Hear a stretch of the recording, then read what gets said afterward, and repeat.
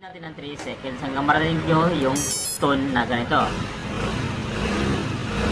So pagkarinig nyo yung tone na ganyan, makikita nyo magre-red siya, ibig sabihin na-reset na yung lahat ng fingerprint na naka-record dyan. Ngayon, kung gusto nyo i-add,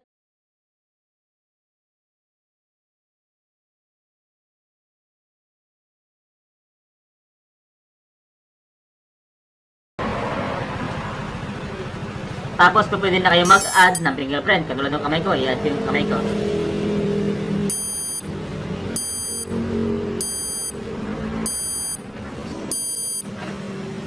So okay, na-add na yung kamay ko. Ngayon,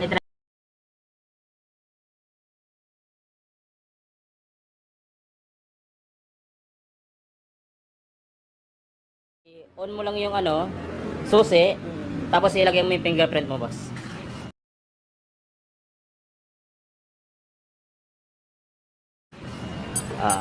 Hintayin mo lang yung mag-blink siya, tapos tumunog.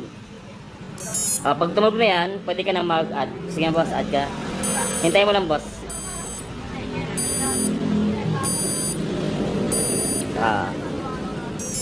Okay, so naka-add na si boss.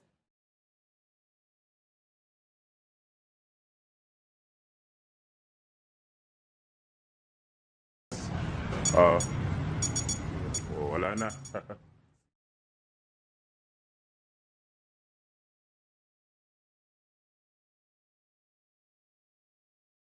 Fingerprint ni boss.